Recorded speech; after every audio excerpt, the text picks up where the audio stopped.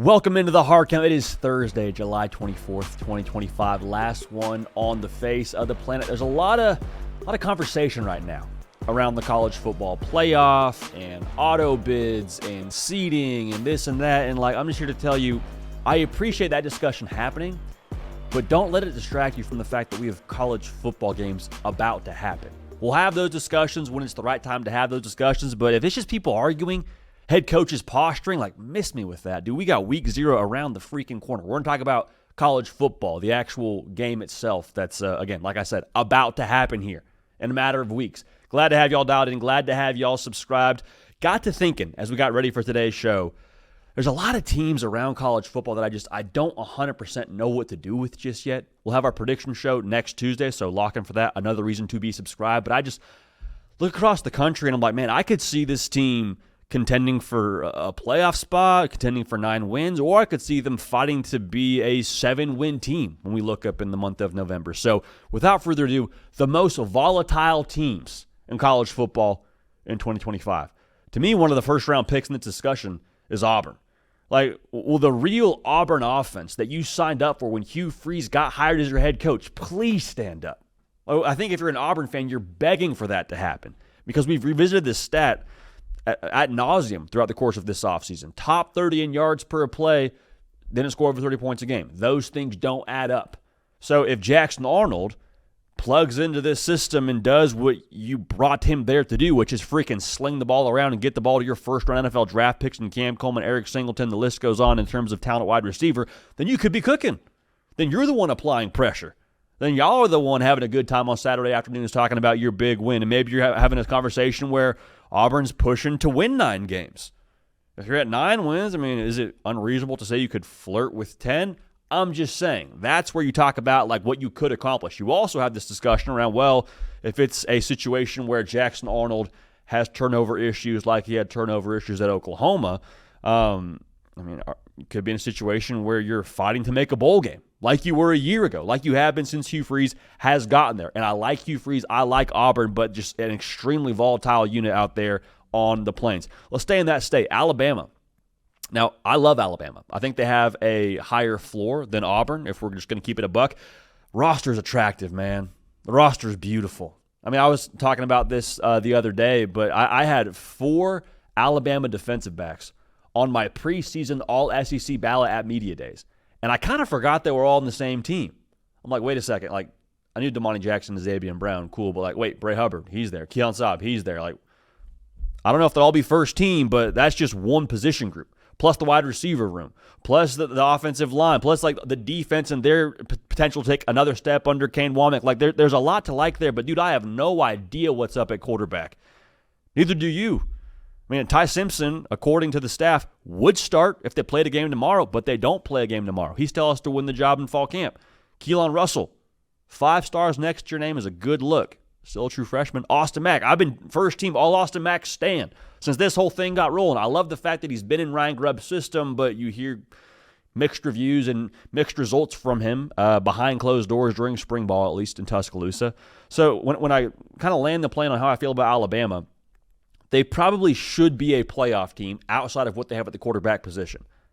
But again, we don't know what they're going to get at the quarterback position because last year, you had Jalen Milroe looking like a Heisman Trophy winner in the first half against Georgia and then looking lost against Oklahoma, looking lost against Michigan. If you don't have a guy at quarterback, I say guy in the colloquial sense, a true guy, a true dude, a plus at quarterback, then Alabama's not going to make the playoff. It'll be a rerun of last year where you're competitive and you probably have some nice wins on your resume and maybe you're flirting with the playoff in November, but you're not going to make the playoff if you don't have a true plus at quarterback. I like the roster, don't know about quarterback. It's like when you find the one, but you've never met her family yet. That's a big part of this. You marry the family as well as the spouse. So Bama, we'll see. Very, very volatile. Could be a playoff team, could be a situation where we are having a more uncomfortable conversation around Cale DeBoer and Tuscaloosa this time next year. How about SMU? I love Rhett Lashley. Program guy, Rhett Lashley, okay? Walked in the ACC, took that thing over his first year there, made the conference title their first season in the conference, but when you go back over what last year was for SMU, a lot of nail-biting games, right? A lot of games you're down to the nub of the finger there. 3-1 in one-score games in the regular season last year. Now, Kevin Jennings could be him, and we just hit a rerun and we go back to the ACC title game. We're talking about SMU being a not just one-time but two-time college football playoff team in the 12-team format. But when you look at this slate, it's going to be, I think, a tougher task than what last year was. You play Baylor early, you're at TCU, at Clemson, you play Miami, and you play Louisville. Like, okay, is that what does you in? Or do you just say, no, we're still up and to the right like we have been every year over the last 2 years under Rhett Lashley? Remains to be seen. Now, North Carolina, shout out to Cato on this one. We were game planning for this segment. He nailed this on the head. North Carolina is extremely volatile here in 2025. It wouldn't be shocking if Bill Belichick walks in their first year in Chapel Hill and says, I was doing this at the NFL level. Winning Super Bowls, mind you.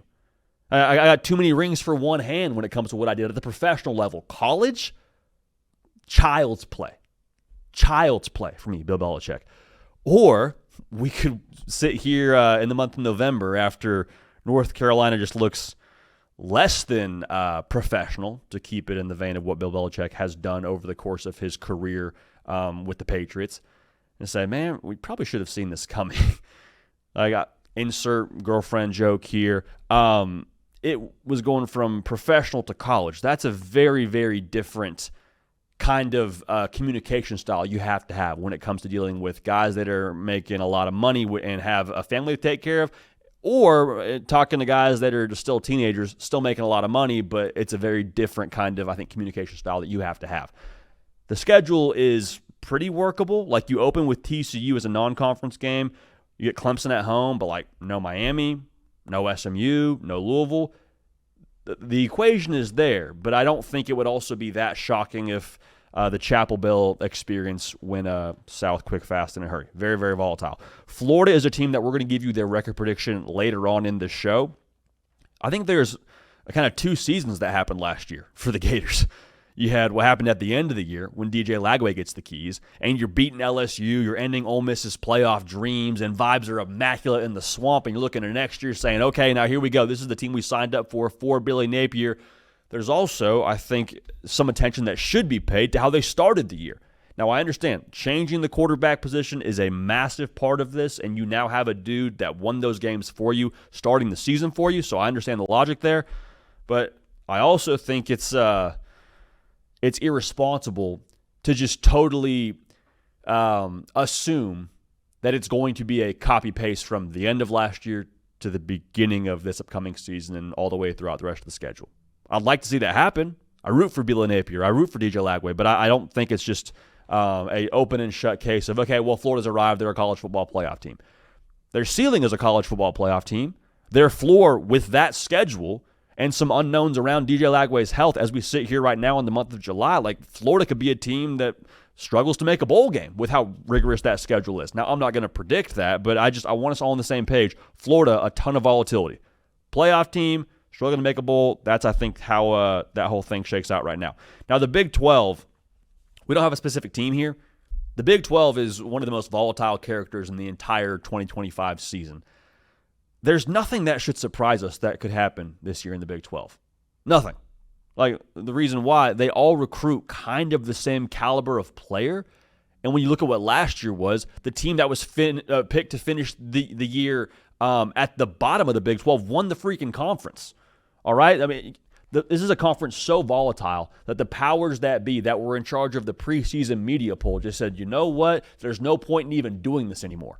Whether it's to save face for ourselves, because we don't want to look dumb 2 years in a row, or we just don't know what's going to happen, which I think it could be a combination of both. So, therefore, we're not even doing a preseason media poll. You know how volatile you have to be to just say, forget it, we're not even going to try and predict it? Tells us a lot. Other thing I want to say here, a team that missed a bowl game last year and won 5 games in Utah shouldn't surprise anybody if they win the conference with Kyle Whittingham and co out there. So there's a lot of volatility across the board from Auburn to Alabama, SMU, North Carolina, Florida in the Big 12. It's going to be an awesome year. I think this is the most wide open college football has ever been, and these volatile teams are a big reason as to why that is, in my humble opinion. All right. Now, the Big Ten is going through media days this week, and we love talking season. We appreciate talking season. Talking season is probably second in the tiers to actual football season, but I digress. The media poll came out for the preseason look at what the Big Ten is going to be. So let's take a quick look at that and just go through this together team by team. Penn State at 1, Ohio State at 2, Oregon at 3, Illinois at 4. Michigan picked to finish 5th. Indiana at 6. Interesting. Iowa at 7. Nebraska at 8. USC at 9. Washington at 10. Minnesota at 11. Wisconsin at 12. Michigan State and Rutgers both tied for 13th here, according to the media. The plot thickens. UCLA at 15 and the Fighting Nico Iamaleavas. Maryland at 16. Northwestern at 17. And freaking Purdue right there at 18. Man, that's tough because, like, Purdue, they had some good players. Just all their good players left for better situations, whether it be Will Help to Clemson or Dylan Thieneman to Purdue. I digress. That's the way that the media sees the Big Ten right now in the preseason. So a couple of notes on this. My first reaction is Penn State being picked to win the Big Ten in the preseason.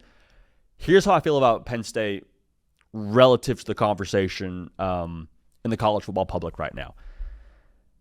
I like Penn State a lot. Like them a lot. I don't know that I would choose or predict them to win the conference, but it doesn't mean like I'm out on Penn State. It's kind of like pineapple on pizza for me. If that's your thing, cool. You won't hear me standing on the table saying pineapple doesn't belong on pizza or making some big like scene about it. That's fine. But if you're asking me, I'm probably not going to order that way. Or if you order all pineapple pizza, I'm like, hey, I'm good on that. Thank you, but no thank you. I love Drew Aller as a quarterback.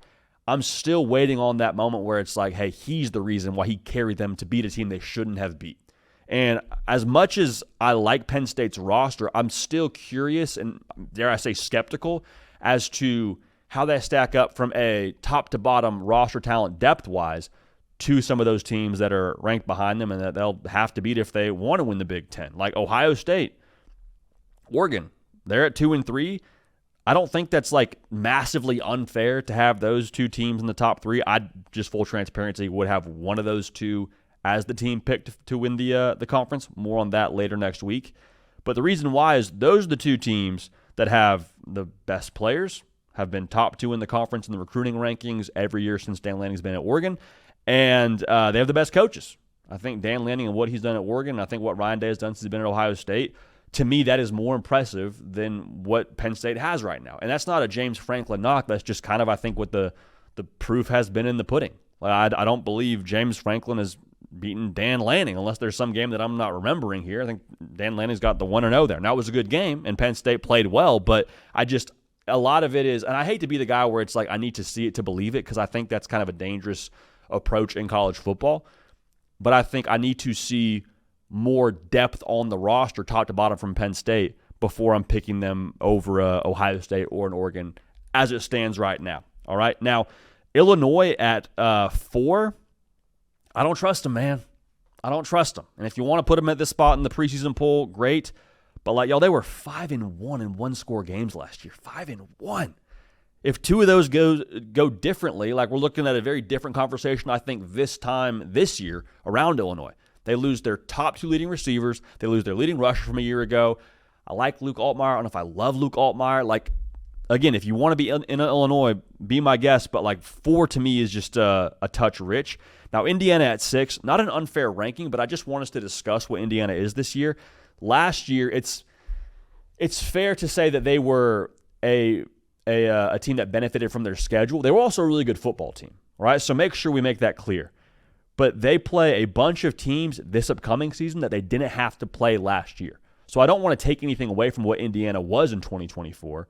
But like, you play Illinois, you're at Oregon, you're at Iowa. Like, you didn't have to play those games last year. You're also at Penn State. Like, those weren't teams you had to see a season ago. And so while I think Kurt Cignetti is the right guy for the job, I'm not as hot on Indiana this upcoming season. I don't think they'll be a repeat playoff team, for my humble opinion. All right, now Mr. Fernando Mendoza, Mr. 98 yards with my boys, could prove me wrong, and I would love that, but that's how I feel about it. Across the Big Ten, though, just kind of round this thing out, as we're getting ready for our playoff predictions for next week, I think there is probably right now a very strong case to be made for 3 teams to make the college football playoff from this conference. I think this was the best conference in college football a year ago, And I think there's some people that would argue it was the best conference in college football for the last 2 years. You've had the last 2 national champions, and that's fine.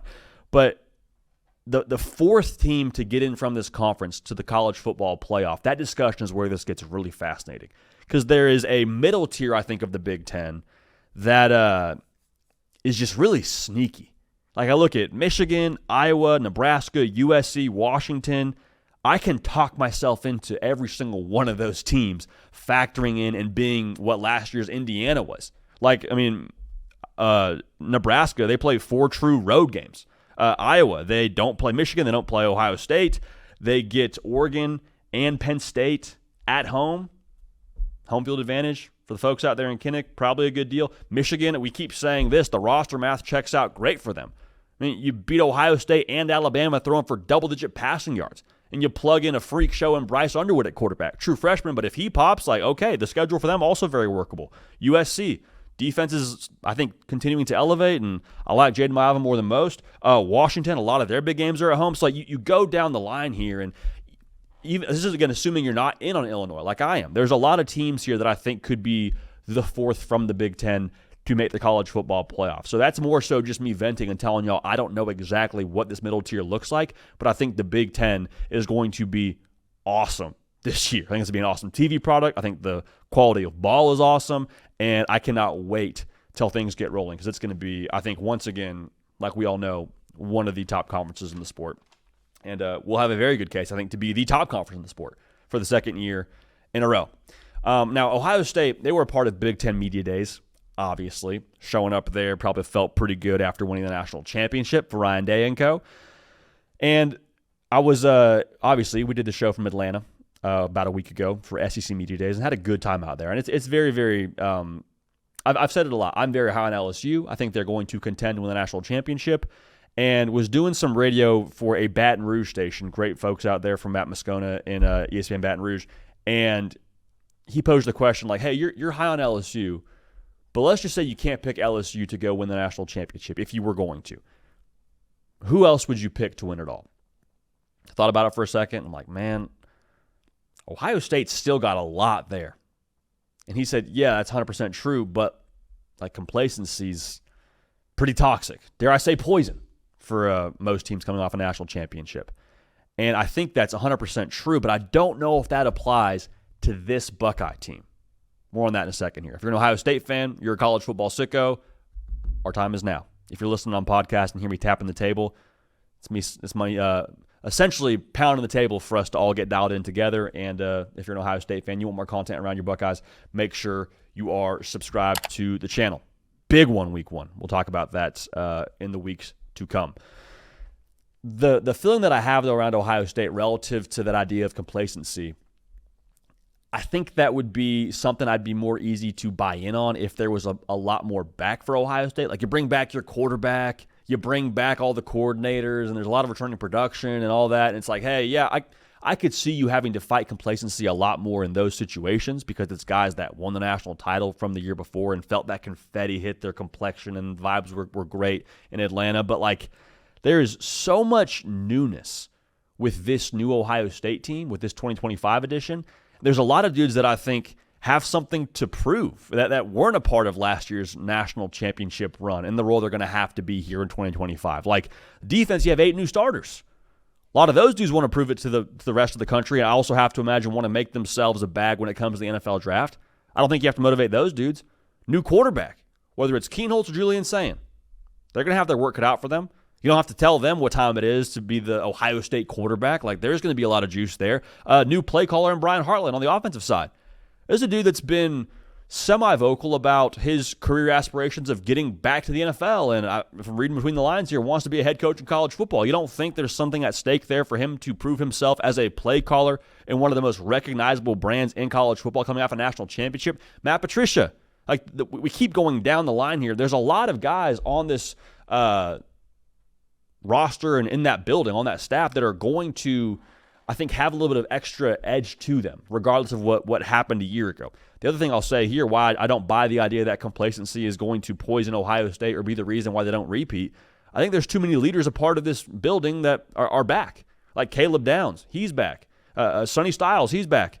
Ryan Day, your head coach, Jeremiah Smith. And that's not to say Jeremiah Smith is like the most vocal individual in your locker room, but I think when you have true temperature setters back from the year before and guys that understand what it takes to win a national championship and they're your leaders, maybe I'm putting this too simply, but in my experience, leaders lead.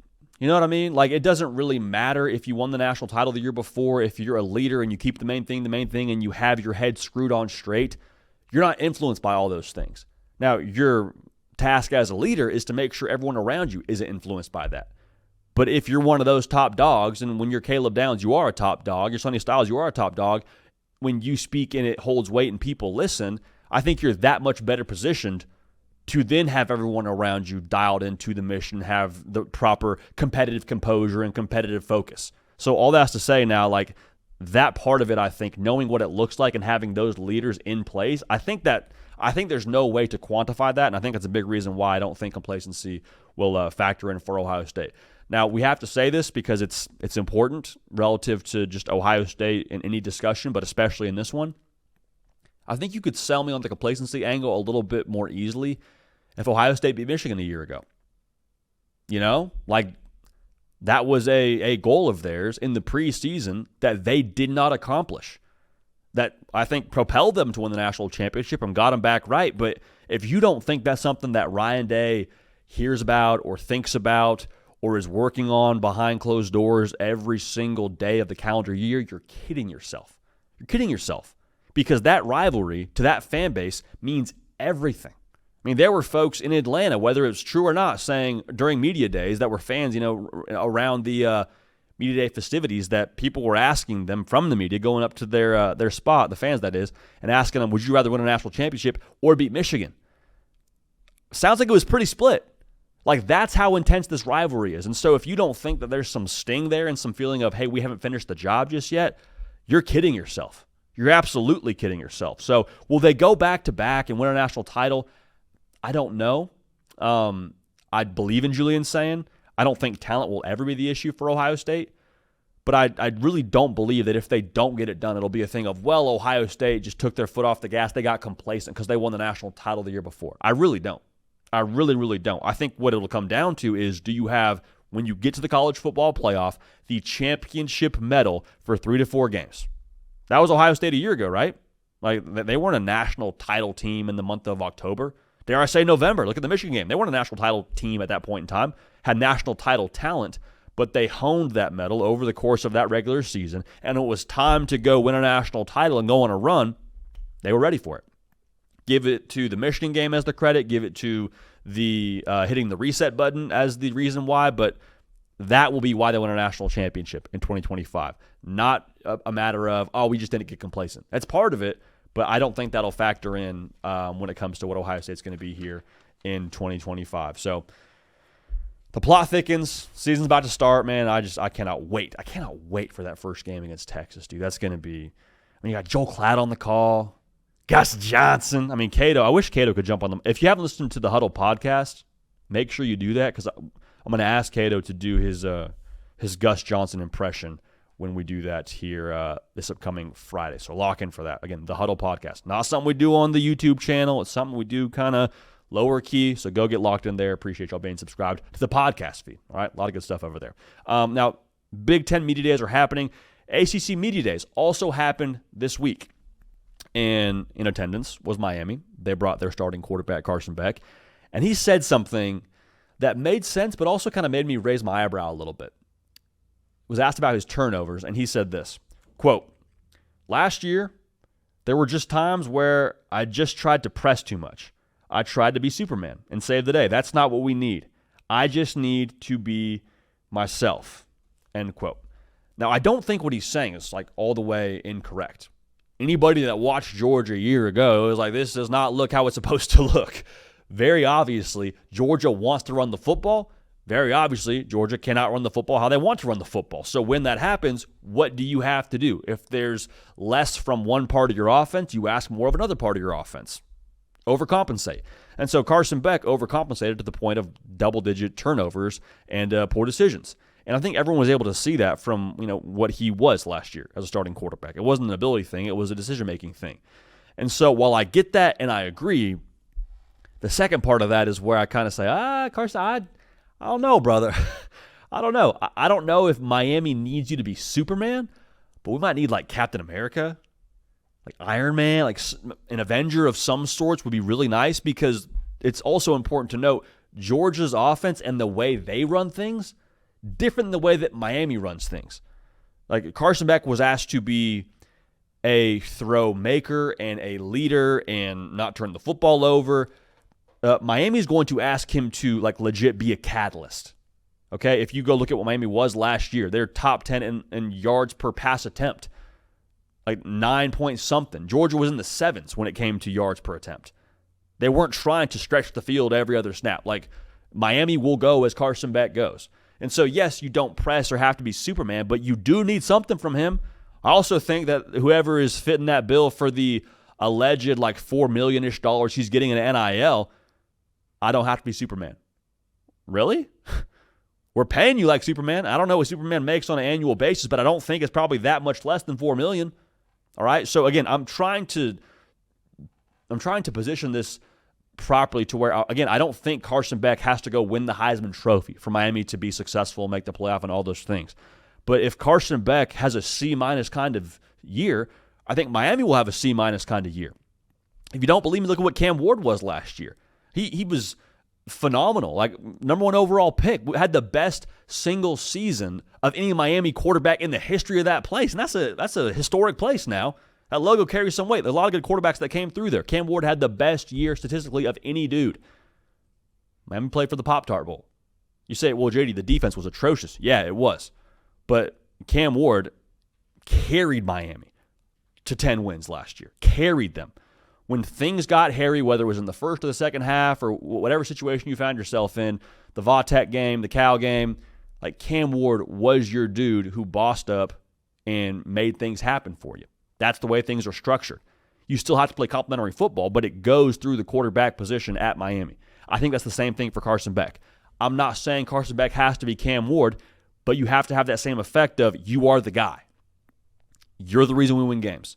And when things aren't going well, you're the reason we get things back on track. Now, I do believe the defense will be better, but I don't think you're also expecting Carson Beck to do Cam Ward numbers. So I think that balance is really interesting to strike. To put it simply, it's on Carson Beck this year. It is. Now, there has to be a proper amount of weight around him distributed to the defense, the run game, all that. There can't be any just like total failures across the board. But Carson Beck, you got to be the reason, man. You got to be the reason. We brought you here to be the reason. We brought you here to maximize this offense.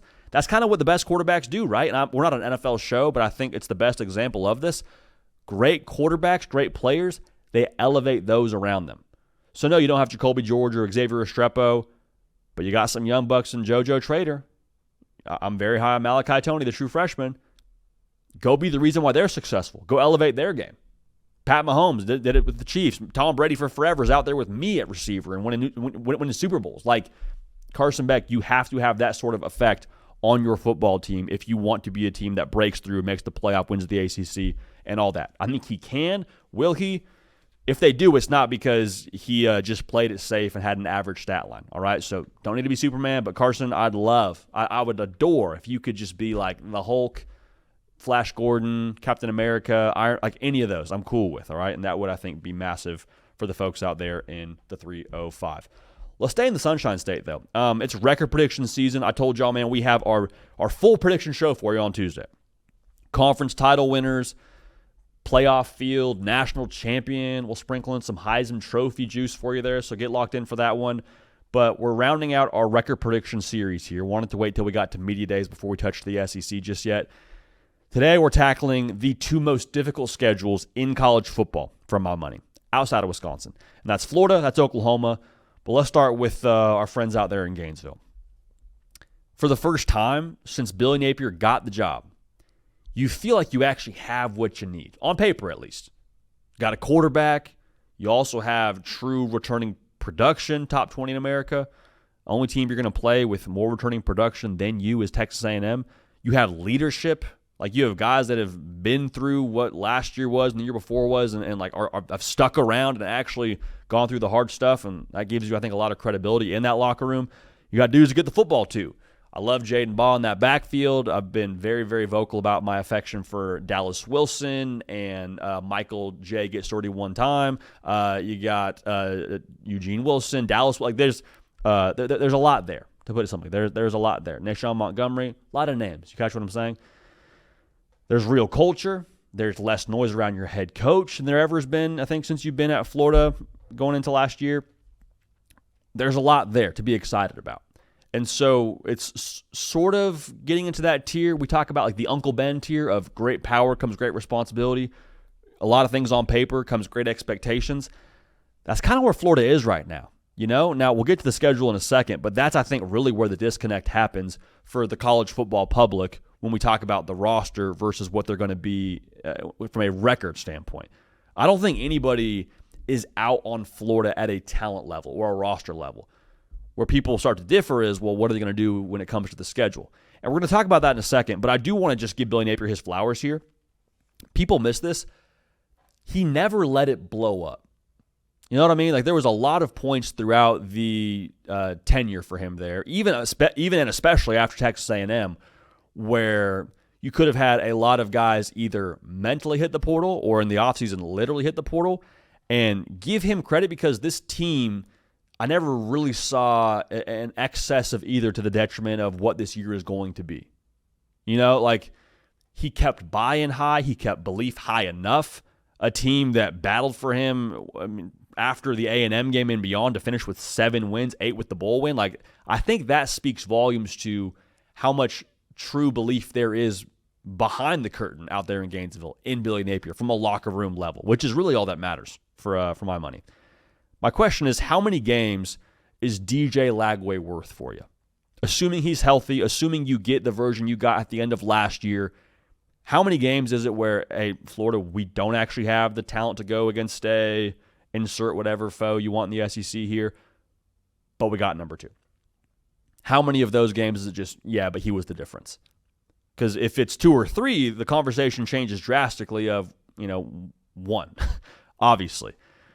I want to preface our record prediction with this. I feel a lot better about my final record for Florida than I do actually picking the literal games, because the games are ridiculous. Florida might be the team that makes the least sense in college football this year.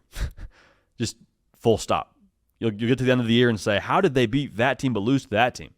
I don't know.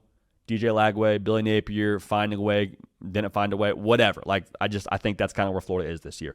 So with that preface out of the way, let's break this thing down game by game. Start the year with LIU, quick dub. South Florida, Alex Golish, we love you, but that is a win for Florida.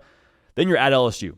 I just think LSU is going to be a wagon this year. Also, it's in Baton Rouge. I know that you got them last year, and honestly, that makes me feel even less confident in you getting them this year. So I think you lose the game at LSU.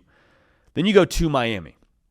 Now, I think that the fact that Carson Beck will be a first-year starter in that system and will have missed spring practice, I think it'll take a second to totally get acclimated. So the returning production and the fact that you owe them one, I think that gets you a win there. So at that point, you're heading into the bye, and you're sitting there with a nice little 3-1 record.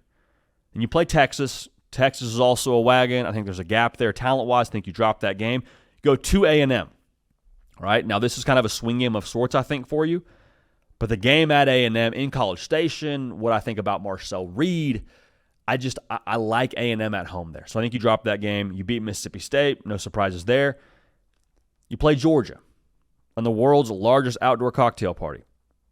Now, Georgia's probably the lean here for most folks. I don't even think that's inappropriate to assume that they'll be favored by double digits. Very, very possible. Right now, my feeling is I can't unsee the way that game started last year.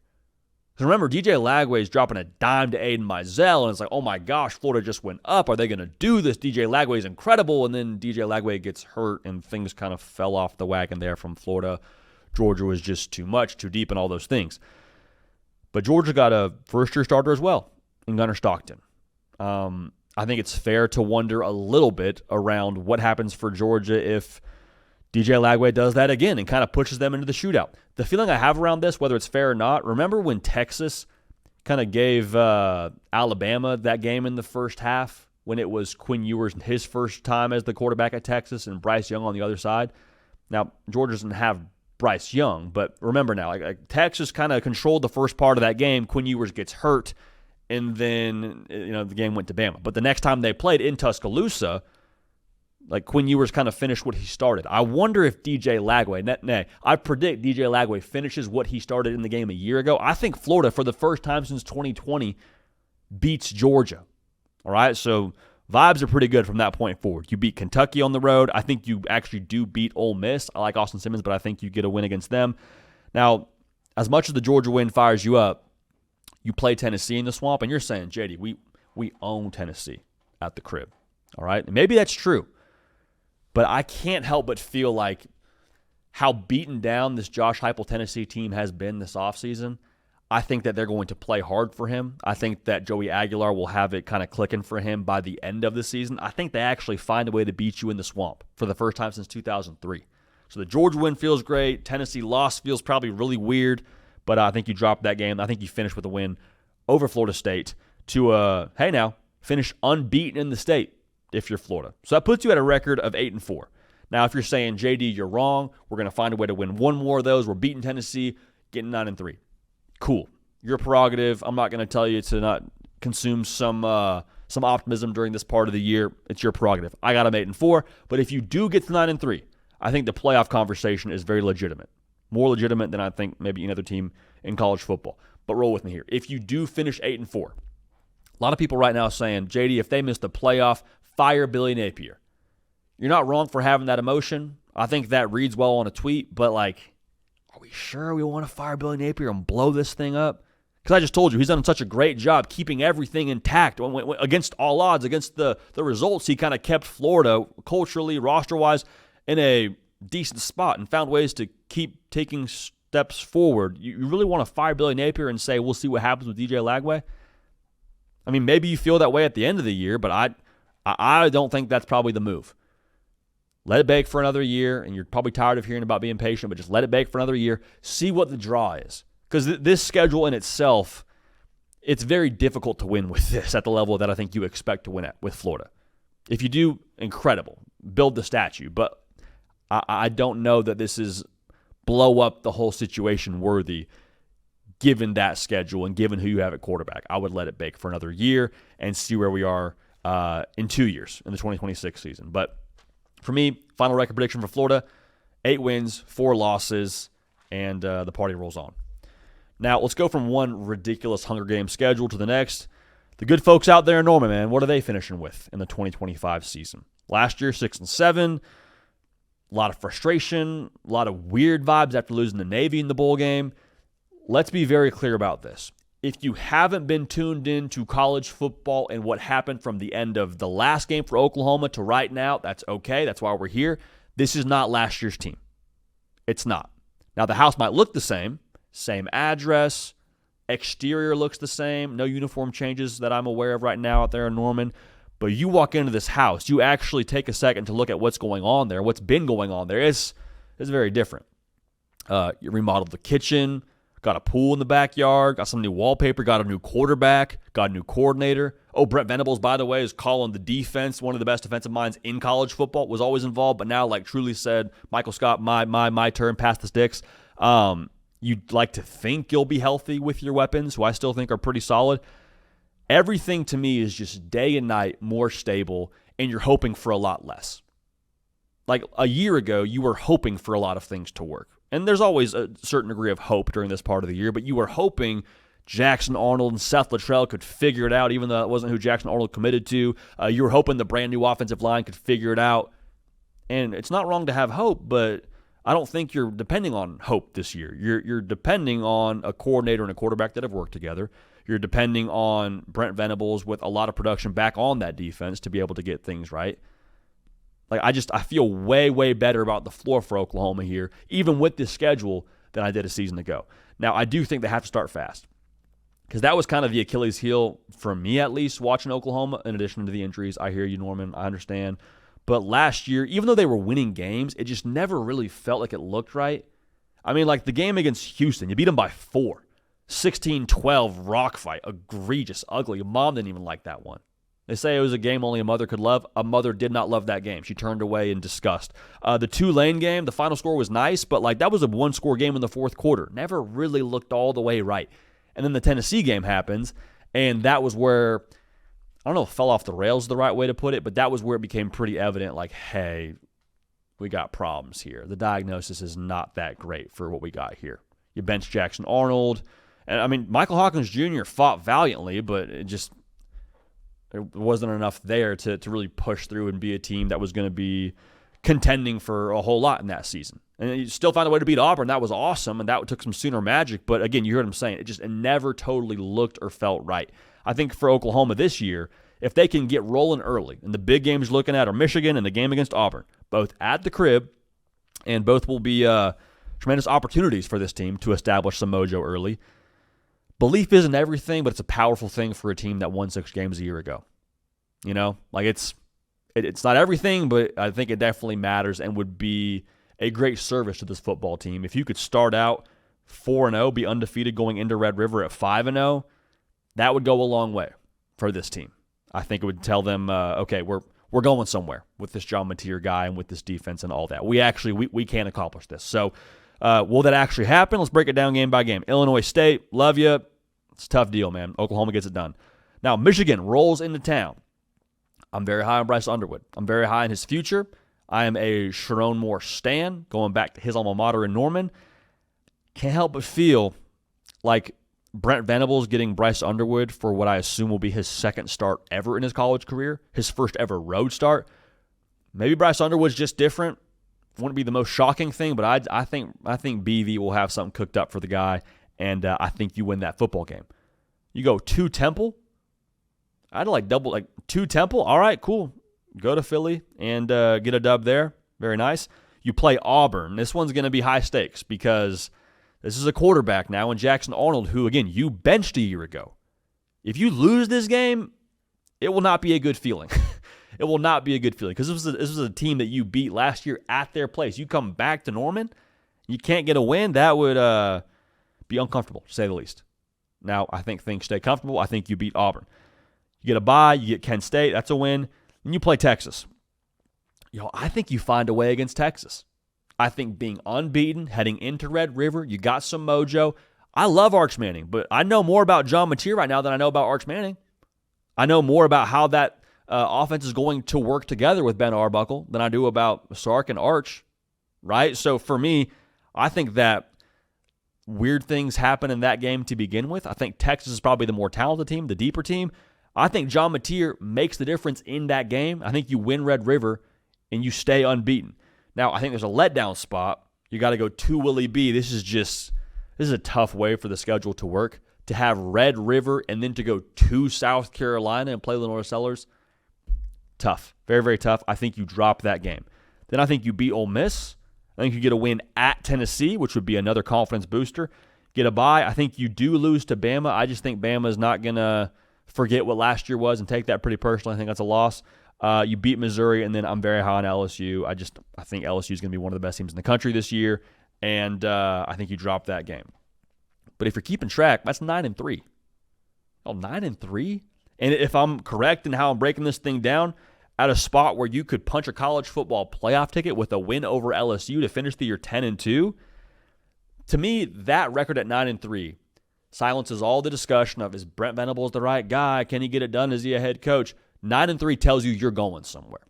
Maybe it's not where you want to be long term, but with this schedule, 9-3, you're going somewhere.